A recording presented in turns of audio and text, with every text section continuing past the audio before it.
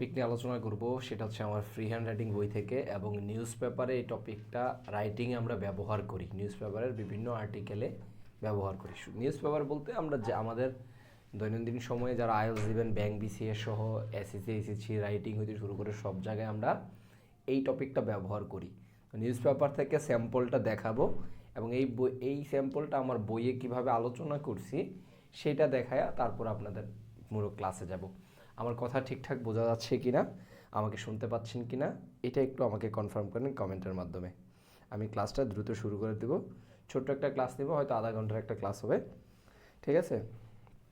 আচ্ছা, একটু আমাকে কেউ একজন জানান আমার am I loud enough to hear, আমাকে যথেষ্ট শোনা যাচ্ছে কি না আপনাদের কাছে।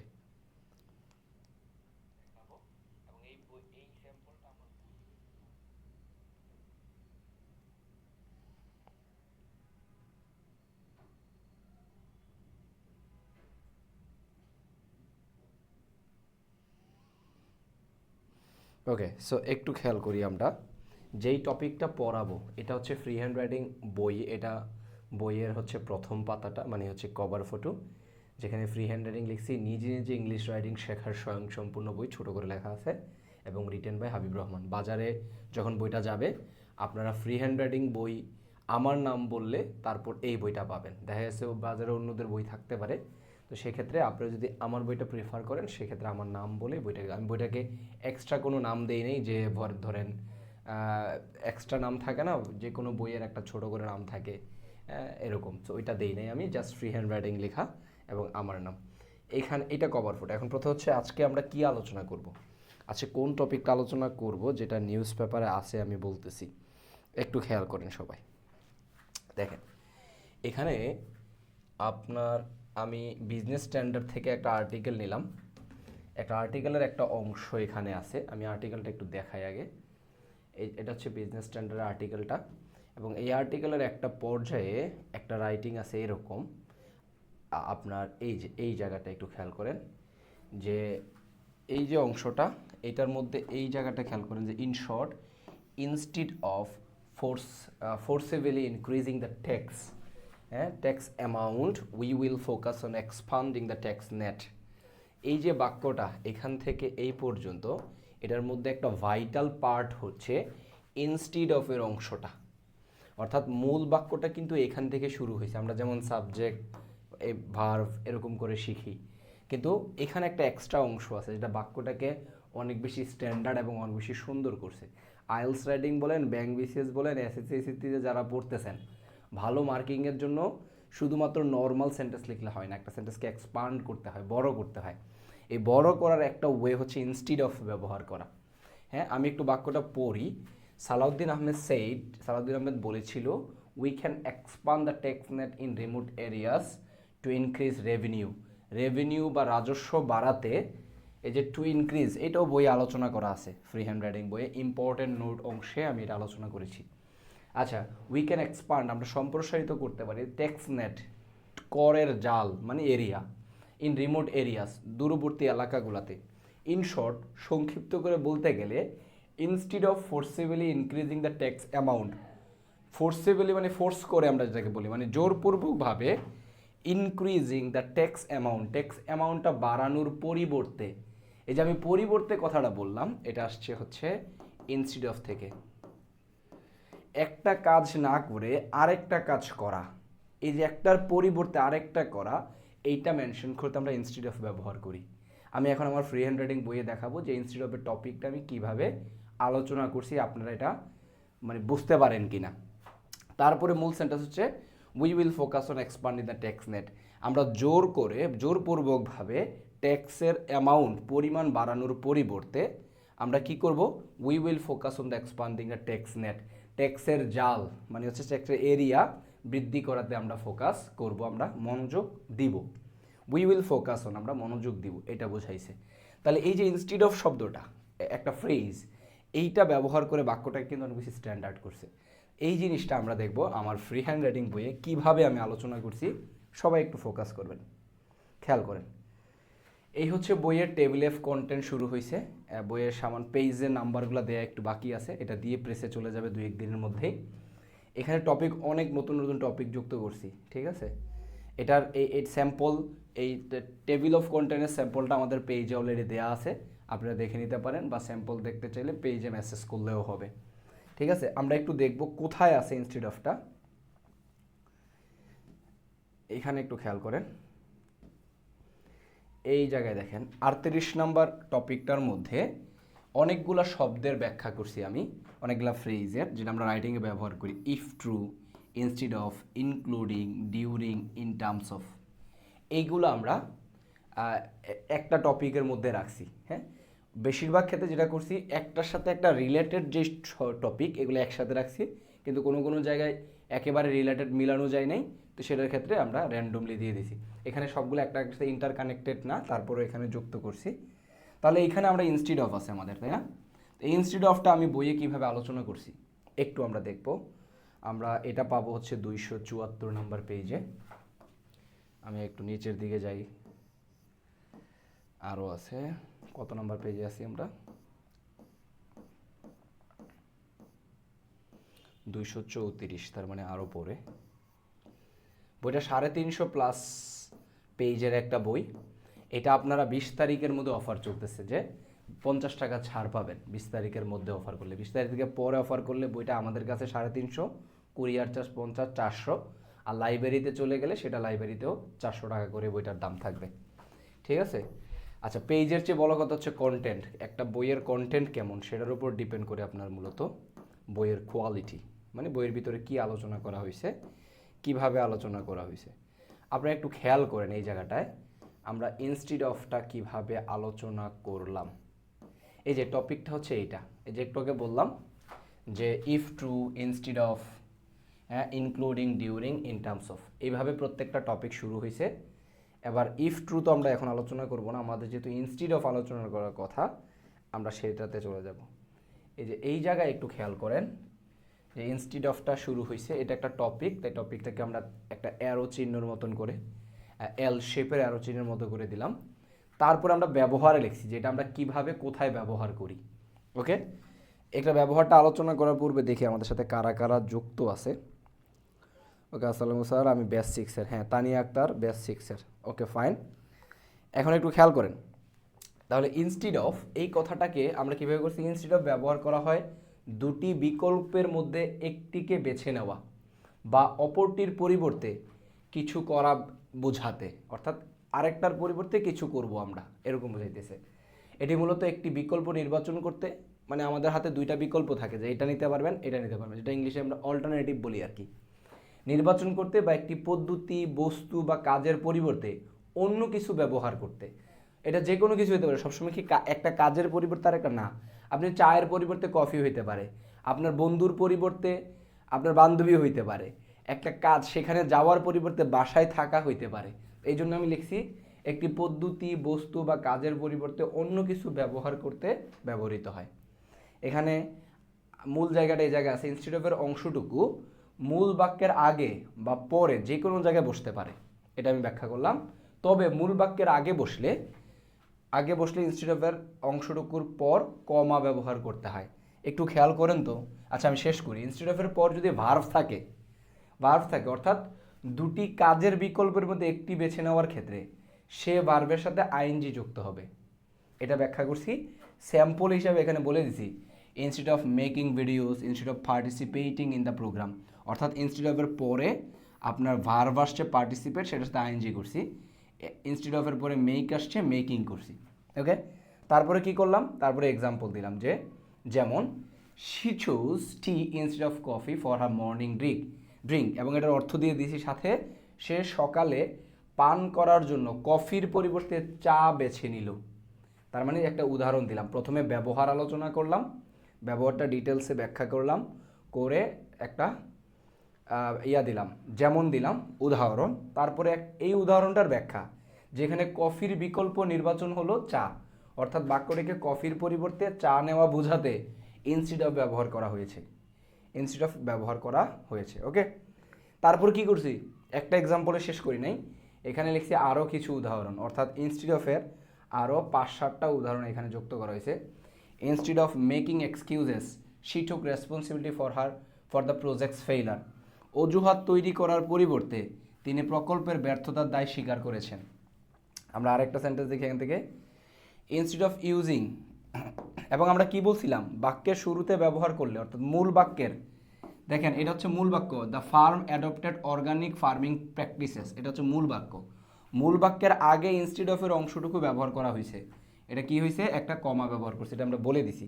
কিন্তু মূল বাক্যের শেষেও কিন্তু ব্যবহার করা হয়, এতে they decided to spend the weekend at home instead of going on a trip.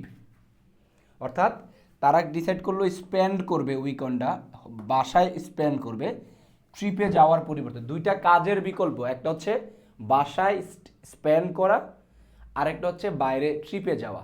তাহলে দুইটা কাজ এর মধ্যে তুলনা, যাওয়া এবং স্পেন্ড করা এরকম। তাহলে দেখেন শেষে হয়েছে, ইনস্টিড অফের অংশটা শেষে ব্যবহার করছি, কিন্তু কোনো কোনো কমা ব্যবহার করি নাই, এটা প্রয়োজন নাই, কিন্তু মাঝে মাঝে কমা ব্যবহার করা হইতে পারে। তবে প্রথমে ব্যবহার করলে অবশ্যই কমা দিতে হবে। আচ্ছা, এই যে আলোচনাটা, তারপর দেখেন এখানে কি এক্সাম্পল দিলাম, দেওয়ার পরে কি করছি, এই যে এক্সাম্পলের ভিতরে যে শব্দগুলো আছে ভোকাবুলারিগুলা এখানে আমরা দিয়ে দিছি একেবারে ভোকাবুলারির আপনার উচ্চারণ এবং অর্থসহ। এই যে এক্সকিউজ মানে অজুহাত, রেসপন্সিবিলিটি মানে দায়, দায় রেসপন্সিবিলিটি মানে দায় বা দায়িত্ব এরকম, ফেইলার ব্যর্থতা, হাইলাইট তুলে ধরা, প্যাসিভ পজিটিভ অ্যাসপেক্ট ইতিবাচক দিক, কেমিক্যাল ফার্টিলাইজার রাসায়নিক সার, অ্যাডপ্ট মানে হচ্ছে গ্রহণ করা এরকম।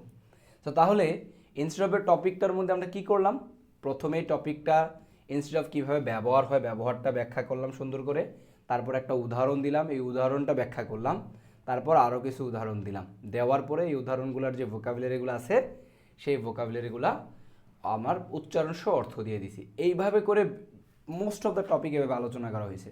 এখন ইনস্টিড অফের এইখানে যে ব্যাখ্যাটা পড়লাম আমরা, এই ব্যাখ্যাটার সাথে আমাদের একটু আগে বিজনেস স্ট্যান্ডার্ডের যে নিউজটা এইটার মিল পাই কিনা আমরা একটু দেখি। দেখেন ইন শর্ট, এটা তো এক্সট্রা একটা কথা, সংক্ষিপ্ত করে বলতে গেলে এটা জন্য ইন শর্ট ব্যবহার করি।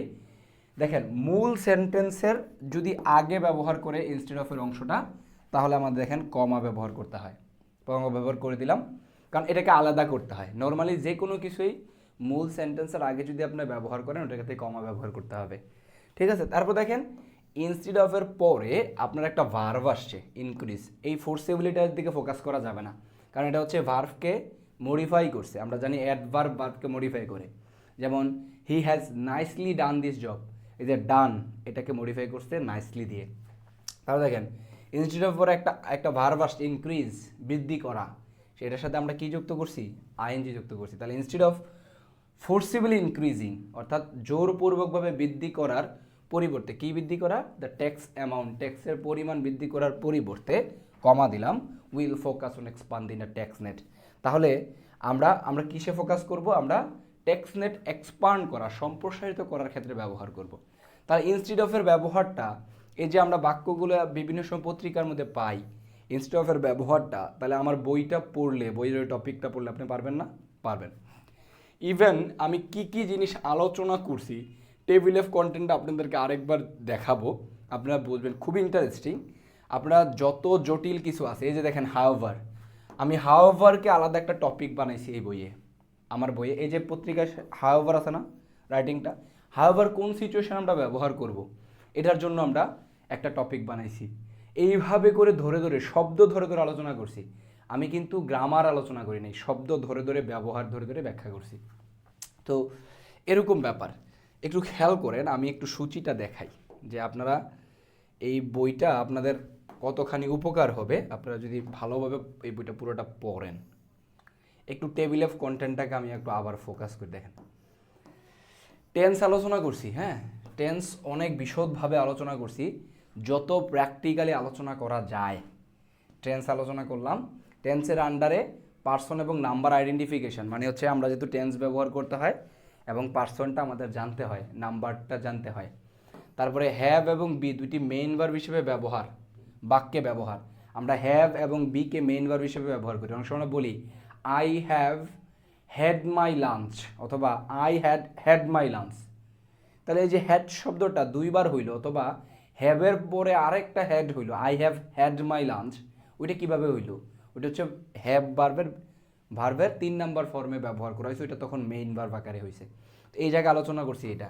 Negative sentence, question, passive voice দিয়ে বাক্য, বাক্যে প্রিপোজিশনের ব্যবহার, ওয়েদার অর বা ইফ দিয়ে বাক্য তৈরি ও কন্ডিশনাল সেন্টেন্স আছে এখানে।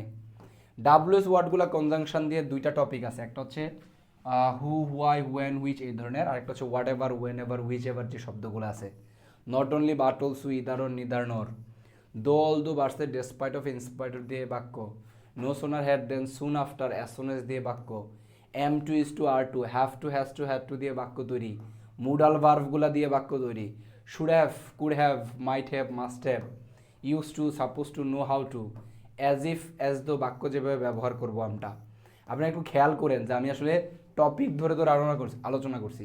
পজিটিভ ভার্বগুলো দিয়ে বাক্য, make, let, have, get, let alone, scarcely had when, hardly had before, had better, would rather, rather than, as so, কম্পারেটিভের মধ্যে দেন দিয়ে যে বাক্যগুলো আমরা তৈরি করি তার চেয়ে সে বাট ভালো, হ্যান তেন এরকম। এবং যত তত দিয়ে যে কথা বলি যে আপনি যত বেশি পড়াশোনা করবেন তত বেশি জানবেন, এটা হচ্ছে যত তত। Very few, no other, most other, all other, any other, because, since, as, for, because of, due to, from to, both and, to, so that দুইটা হয়, একটা হচ্ছে সো দ্যাট মানে যাতে, আরেকটা হচ্ছে আমরা এরকম বলি এটা এতই কঠিন যে আমার পক্ষে পারা সম্ভব না।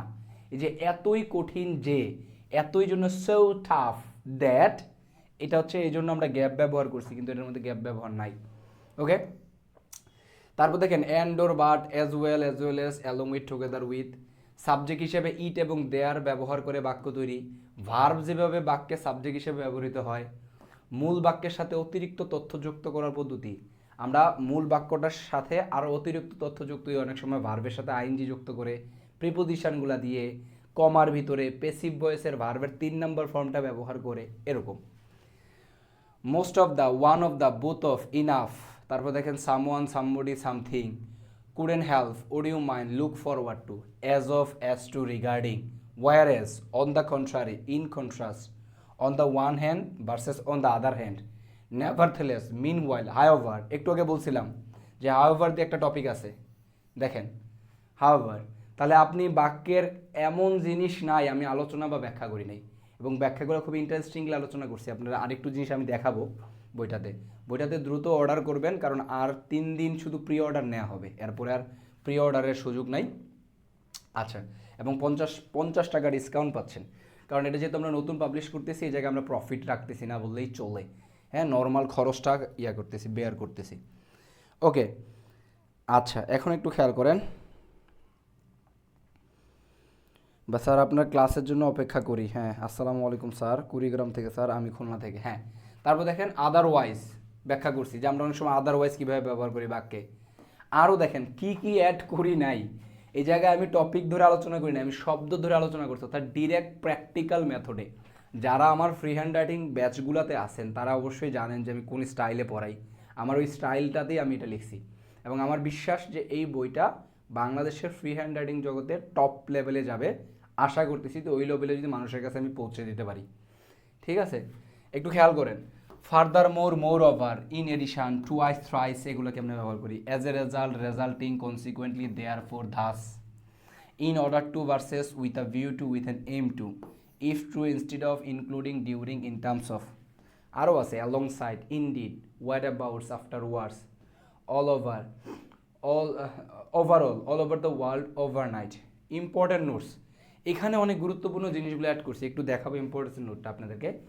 ইংলিশ নিউজ পেপার অ্যানালাইসিস, এই যে উপরে এতগুলা টপিক লিখলাম, এতগুলো টপিক ব্যাখ্যা করে আসলাম বইটার মধ্যে, তারপরে কি করলাম, নিউজ পেপার থেকে বড় বড় বাক্যগুলো আছে না, যে অনেকগুলো বাক্য মিলে একটা বাক্য হয়, এরকম করে প্রায় 7টা 8টা মনে নিছি, নিয়ে প্রত্যেকটা ব্যাখ্যা করছি। কীভাবে ব্যাখ্যা করছি, ধরেন ওয়াইল, বড় বাক্যের মধ্যে একটা অংশ হচ্ছে ওয়াইল দিয়ে হয়েছে, আরেকটা অ্যাজ টু দিয়ে হয়েছে, আরেকটা ধরেন ইন টার্মস অফ দিয়ে একটা অংশ যুক্ত হয়েছে, এরকম মিলে একটা পুরো বাক্য হয়েছে। তাহলে আমি ব্যাখ্যাটা এইভাবে করছি যে ওয়াইলটা এই বইয়ের এত নম্বর অধ্যায়ের এত নম্বর পেজে গেলে আপনি এটার ব্যবহারটা জানতে পারবেন। এরকম বাক্যের একটা বড় বাক্য একটা পত্রিকা থেকে রেফারেন্স সহ, যে কোন পত্রিকার বাক্যটা, রেফারেন্স সহ এটার বাংলা অনুবাদ, তারপরে এইটার প্রত্যেকটা খণ্ড যেগুলো লেখার জন্য কাজে লাগবে এগুলো সব কোন পেজে এই বইয়ের আছে আলোচনা করছি। তার মানে আপনার কাছে একেবারেই দৃশ্যমান হবে, একবার ভাসতে থাকবে যে আসলে বড় বড় বাক্য কোনো কঠিন না, কয়েকটা মিলে একটা বাক্য হয়েছে, তাহলে এই কয়েকটা আলোচনা পারতে হবে। তাহলে আমি রেফারেন্স দিয়ে দেখাই দিছি, জাস্ট স্যাম্পল হিসাবে 5-7টা বাক্য নিছি সম্ভবত, এরকম স্যাম্পল হিসাবে জাস্ট বোঝাই দেওয়ার জন্য যে নিউজ পেপারটা অ্যানালাইসিস করে দেখাই দিলাম, এরকম একটা টপিক আমি রাখছি। তারপর পাংচুয়েশন, কোথায় কমা দাড়ি ফুল স্টপ এগুলো ব্যবহার করব, ক্যাচি ফ্রেজেস, ডাউট সলভ, ডাউট সলভে কী রাখি নাই একটু খেয়াল করেন। আপনাদের মাঝে অনেক সময় হয় যে বিসাইড আর বিসাইডসের মধ্যে পার্থক্য কী, হ্যাঁ বিসাইড আর বিসাইডসের মধ্যে পার্থক্য কী, অনেক পার্থক্য আছে। তারপর কন্টিনিউয়াসলি আর কন্টিনিউয়ালি, এরকম অনেক জটিল জটিল, day after tomorrow, day before yesterday. Okay, effect আর এফেক্টের মধ্যে অনেক সময় কনফিউশন হয়, দেখেন ইফেক্ট এফেক্ট, এফেক্ট কনফিউশন হয় অনেক বেশি। তারপরে এখানে আছে দেখেন 3টা এভরিডে, আরেকটা আছে এভরিডে, একটা স্পেস আছে, আরেকটা আছে এভরি আদার ডে। এগুলোর পার্থক্য কি? 2টা ফার্দার আছে দেখেন, একটা ফার্দার এ দিয়ে আরেকটা ফার্দার হচ্ছে ইউ দিয়ে, তাহলে 2টার মধ্যে পার্থক্য কি? মনের মধ্যে অনেক ইয়া থাকে না। তারপরে ফিউ আফিউর মধ্যে পার্থক্য কি, লিটল আলিটলের মধ্যে পার্থক্য কি, এই জিনিসগুলা। 2টা ইটস আছে দেখেন, এই ইটসটা আমরা অনেক সময় রাইটিংয়ে প্রচুর ভুল করি, একটা হচ্ছে এইটা আরেকটা হচ্ছে অ্যাপোস্ট্রফি দিয়ে, এই 2টার মধ্যে পার্থক্যটা কি, এই জিনিসগুলা আমাদের ডাউট সলভের মধ্যে আছে, যেটা আপনাদের দেখা দিয়েছিলাম। ইম্পর্টেন্ট নোটটা দেখাবো আর ডাউট সলভের 1-2টা টপিক আপনাদেরকে এখন দেখায় আজকে ক্লাসটা শেষ করব। এবং এই বইয়ের অলরেডি অর্ডার নেওয়া হচ্ছে, আর 2-3 দিন অর্ডার নেওয়া হবে, তারপর প্রেসে চলে যাবে এই বই। তারপরে আর এইভাবে অর্ডার করার সুযোগ থাকবে না, লাইব্রেরি থেকে নিতে হবে। লাইব্রেরিতে গেলে দাম একটু বাড়বে, এখনকার মতন কম দামে পাবেন না, দিস ভেরি সিম্পল, কারণ লাইব্রেরির একটা পার্সেন্টেজ তাদেরকে আমাদের দিতে হবে।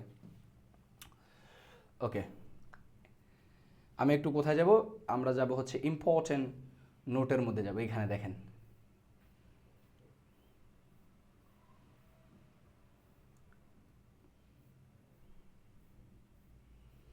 ইম্পর্টেন্ট নোটে অনেক যেই জিনিসগুলো উপরে হয়তো বাক্যে দেখলে আপনার কনফিউশন হবে যে আমি অনেক সময় ভার্বের পাস্ট পার্টিসিপল বলছি, পাস্ট ফর্ম বলছি, পাস্ট ফর্ম ব্যাপারটা কি এটা আমি ইম্পর্টেন্ট নোটে ব্যবহার করতে। ভার্ব এর 3টা ফর্ম থাকে, present form, past form, past participle form. ব্যাকেটে বলছি বেস ফর্ম অথবা ভার্বের 1 বা V1, ভার্বের 2 বা V2, ভার্বের 3 বা V3। এটার মানে কি এক্সাম্পল দিয়ে বলছি, স্পিক, স্পোক, স্পোকেন, হ্যাঁ। তারপরে টেক, টুক, টেকেন, এরকম। তারপরে আরও ব্যাখ্যা করছি যে V1 হচ্ছে বর্তমানকালে ব্যবহার করা হয়, V2 অতীতকালে ব্যবহার করা হয়, V3 প্রেজেন্ট পারফেক্ট টেন্স এবং পেসিভ ভয়েসে ব্যবহার করা হয়। তাছাড়া এই শব্দগুলো কখনো কখনো অ্যাডজেক্টিভের মতন কাজ করে, যেমন রিটেন ডকুমেন্ট, এই যে রিটেন শব্দটা হচ্ছে V3 লিখিত দলিল, এটা অ্যাডজেক্টিভ মতন কাজ করে। সেই কনফিউশনগুলো হচ্ছে আপনার ইম্পর্টেন্ট নোটসের মধ্যে দিয়ে দিচ্ছে, অর্থাৎ যাদের বেসিক দুর্বল, একেবারে বুঝেন না, কনফিউশন তৈরি হতে পারে উপরে পরে, এখানে ব্যাখ্যা করছি। দেখেন একটা বাক্যে একটা মূল ভার্ব থাকার পরে আরও একটা ভার্ব থাকলে সেই ভার্বটি 2+ ভার্ব অথবা ভার্ব প্লাস আইএনজি হয়। যেমন ধরেন he wants to it ice cream, say ice cream খেতে চায়। শি এনজয়স রিডিং বুকস, সে বই পড়তে উপভোগ করে। তবে এগুলো কোনো ভার্বের পর, এগুলো কোন ভার্বের পর আরেকটা ভার্ব আসলে 2+ ভার্ব হয় বা ভার্ব প্লাস আইএনজি হয়, সেগুলো মুখস্থ না করে পত্রিকা বা বিভিন্ন বই থেকে আর্টিকেল পড়ার সময় সামনে আসলে ওইগুলো এক্সাম্পলের মাধ্যমে শেখার চেষ্টা করুন, এটা লিখে দিছে। কারণ কি, টোফেলের মধ্যে কিন্তু এটার একটা লিস্ট আছে যে এই ভার্বগুলোর পরে ভার্ব প্লাস আইএনজি হয়, এই ভার্বগুলোর পরে ভার্ব প্লাস 2+ ভার্ব হয়, কিন্তু এগুলাই শেষ না, আরও অনেক ভার্ব আছে, ওগুলো স্যাম্পল হিসেবে টোপেলে দিয়ে দিছে। তা আমরা ওগুলো মুখস্থ করতে গেলে মনে থাকে না, আর রাইটিং এটা সাথে সাথে মনে আসবেও না। সো আপনাকে পড়ে পড়ে দেখে দেখে ইউজ টু হইতে হবে, এই জন্য এটা এভাবে করে বলে দিছি। ইম্পর্টেন্ট নোটস এরকম করে আমরা 12টা ইম্পর্টেন্ট নোটস ব্যবহার করছি, হ্যাঁ 12টা নোটস ব্যবহার করছি। এই যে বাংলায় আমরা মালিকানা বোঝাতে র ব্যবহার করি, যেমন সাইফুলের কলম, দেশের জনগণ ইত্যাদি। এই অংশটা আজকে ফেসবুক পেজে আমি দিয়ে দিছি, ঠিক আছে। আমরা এখন যাব হচ্ছে ডাউট সলভে। ধরেন ডাউট সলভের একটা জিনিস আপনাদেরকে দেখাই, একেবারে লাস্টের দিকেও আসেন। আমরা এখানে কি করছি, এখানে আমরা ইয়ার আফটার ইয়ার কখন ব্যবহার করি, ইয়ার আফটার ইয়ার, হ্যাঁ। তারপরে ইয়ার বাই ইয়ার, এগুলো কখন ব্যবহার করি, বছরের পর বছর যে বলি আমরা, এই যে এই জায়গায় দেখেন, year on year, year over year versus year after year, year by year কখন ব্যবহার করি এগুলা ব্যাখ্যা করা হয়েছে। দেখেন একইভাবে ব্যবহার, যেমন, ব্যাখ্যা, আরও কিছু উদাহরণ এরকম। তারপর ভোকাবুলারি, ভোকাবুলারি থেকে ডাউট সলভের অন্য আরও কিছু দেখি। দেখেন সবাই একটু ওকে ফাইন। এটাতে দেখেন আমরা অনেক সময় রাইটিংয়ে প্রচুর ভুল করি। দুইটা দেন আছে রাইটিংয়ে, একটা দেন হচ্ছে THAN দেন, আরেকটা হচ্ছে THEN দেন। এখন অনেক সময় একটা জায়গায় আরেকটা ভুল করি, তাহলে এইটা ব্যাখ্যা করে দিচ্ছি যে দেন অর্থ হলো, অর্থাৎ THEN দেন অর্থ হলো তাহলে, তখন, এরপর, যা সময় নির্দেশ করে। অপরদিকে দেন THAN দেন অর্থ হলো এর থেকে, এর চেয়ে, যা তুলনা নির্দেশ করে, অর্থাৎ একটার সাথে একটা তুলনা। এটি সাধারণত দুইটি বিষয় বা বস্তুর মধ্যে তুলনা করার জন্য ব্যবহার করা হয়। যেমন দেন তারপর অর্থে we went to the store and then we had lunch. আমরা দোকানে গেলাম এবং তারপর আমরা দুপুরের খাবার খেলাম। তারপর দেনের ক্ষেত্রে তুলনা বা চেয়ে, she is taller than her brother, সে তার ভাইয়ের চেয়ে লম্বা। সেই যে দুইটা দেনের মধ্যে কনফিউশন হয়, মাঝে মাঝে ভুল করি, এভাবে করে অসংখ্য কনফিউশন আমি এই জায়গায় দূর করার চেষ্টা করছি। আই হোপ এই বই আপনাদের জন্য অনেক বেশি আশীর্বাদ হিসেবে কাজ করবে। ঠিক আছে, সো আপনারা যেটা করতে হবে, বইটা যারা এখনও প্রি অর্ডার করেন নাই তারা দ্রুত অর্ডার করে ফেলবেন। আর বইটা 20 তারিখের পর থেকে 400 টাকা লাগবে। আমাদের এখান থেকে আমরা যারা কুরিয়ার করব, লাইব্রেরি খুব বেশি লাইব্রেরিতে দিব না, হয়তো প্ল্যান করতেছি ঢাকার মধ্যে 2-3টা লাইব্রেরিতে দিব, বরিশাল বিভাগের একটা লাইব্রেরিতে দিব, বরিশাল চিটাগংয়ের একটা লাইব্রেরিতে দিব, রাজশাহীর একটা লাইব্রেরিতে হয়তো বা দিতে পারি, কারণ এগুলোতে ভার্সিটি আছে, এই কারণে ওই দিকে টার্গেট করতেছি। তারপর আস্তে আস্তে সারা দেশে এক্সপান্ড হবে, ওই বিগ অ্যামাউন্টের ব্যাপার স্যাপার আছে এখানে। ঠিক আছে, সো এখন অর্ডার করেন আপনারা, 20 তারিখের পরেও আমাদের থেকে নিতে পারবেন, 50 টাকা বেশি লাগবে। এখন কুরিয়ার চার্জ 350 লাগতেছে, তখন কুরিয়ার চার্জ 400 টাকা লাগবে। ঠিক আছে, এটা হচ্ছে কথা। So that's all for today, thank you so much. কোনো কোয়েশ্চেন থাকলে বলতে পারেন। এই বই আমি আশা করতেছি আপনাদের ভালো লাগবে। হ্যাঁ, কারণ আমি আসলে চাইলে আরও 1-2 বছর আগে বই লিখতে পারতাম, ফ্রাঙ্কলি স্পিকিং, কিন্তু আমি লিখি নাই। আমি লিখি নাই বলতে আমার প্ল্যানগুলা, আমার আইডিয়াগুলা জাস্ট জমাইতেছিলাম এক্সিকিউট করার জন্য। এবং এতদিন পরে এসে গত 6 মাস, আমি লাস্ট 1 মাস আমার ব্যাক পেন হয়ে গেছে এই বইয়ের এডিটিং করতে করতে। ঠিক আছে, এরকম একটা ব্যাপার। সো এই হচ্ছে কথা। আপনারা যেই কাজটা করতে হবে, বইটা অর্ডার করতে হবে। এই হচ্ছে ফ্রি হ্যান্ড রাইটিং বই। বাজারে কিনতে সময়ও যখন লাইব্রেরি থেকে কিনবেন, আমার বইটা আমার নাম দেখে কিনবেন, হাবিব রহমান। এবং এই মলারটা এই ধরনের একটা মলার থাকতে পারে, তবে নামটা মেইন জিনিস, কারণ মলার কভার মাঝে মাঝে চেঞ্জ হইতে পারে। ঠিক আছে, সো যারা এখন অর্ডার করেন না, দ্রুত অর্ডার করবেন আশা করতেছি। ঠিক আছে, কারণ কন্টেন্ট তো দেখলেন, তাছাড়া যদি পেজের আরও ছবি টবি কেউ দেখতে চান, পেজে মেসেজ করলেই হবে। কন্টেন্ট লিস্টটা যদি ভালো করে খুঁটায় দেখতে চান, সেক্ষেত্রে পেজে মেসেজ করবেন। ঠিক আছে, আজকের কন্টিনিউ না করি, এইভাবে করে আজকে তো কি দেখাইলাম, ইনস্টিড অফটা কীভাবে আমরা ব্যবহার করবো, এটা আমি ব্যাখ্যা করছি। এবার হাউএভার আছে, নেভারথেলেস আছে, অন দ্য কন্ট্রারি আছে, on the one hand, on the other hand. IELTS যারা বেশি মার্ক তুলতে চান, আচ্ছা আমাকে একটা কথা বলেন, এই বইটা পড়লে কি আপনি শুধু রাইডিং শিখবেন? আপনার রিডিং হ্যাবিট কোন পরিমাণে যাবে? আপনি যে অর্থগুলো পড়ে পড়ে বুঝতে পারেন না, যে আসলে ইনস্টিড অফ ব্যবহার হলে এখানে অর্থটা কী হইতেছে, আসলে কি বুঝাইতেছে, এটা কিন্তু রিডিং হ্যাবিটের জন্য কাজে লাগবে। আর এটা কি স্পিকিংয়ের জন্য কাজে লাগবে না? অবশ্যই কাজে লাগবে, কারণ স্পিকিং কিন্তু এগুলাই বলেন। এবং সবচেয়ে বড় ব্যাপার হচ্ছে, আমি এখানে বড় বড় বাক্য ব্যবহার করছি নিউজ পেপার স্ট্যান্ডার্ডে, অর্থাৎ আপনার writing I try she goes to school, এরকম ধরনের বাক্য ব্যবহার করি নাই বললেই চলে। মানে 1-2টা হয়তো রেয়ার কোনো জায়গায় পাইতে পারেন, এরকম হতে পারে। সো স্ট্যান্ডার্ড, যেটা আপনি পড়তে পড়তে ইউজ টু হয়ে যাবেন প্রচুর পরিমাণে, এবং সেখান থেকে ভোকাবুলারিগুলো, স্ট্যান্ডার্ড ভোকাবুলারিগুলো অটো শিখে যাবেন। সো এই হচ্ছে আমার এই বইটার বিশেষত্ব। আশা করি আপনারা এই বইটা কাজে লাগবে এবং আপনার আশেপাশে যারা আছে তাদেরকে এই ব্যাপারটা সম্পর্কে অবগত করবেন। Thank you so much. দেখা হচ্ছে আপনাদের সাথে বিভিন্নভাবে, বিভিন্ন ক্লাসে বা বিভিন্ন জায়গায়। Thank you so much.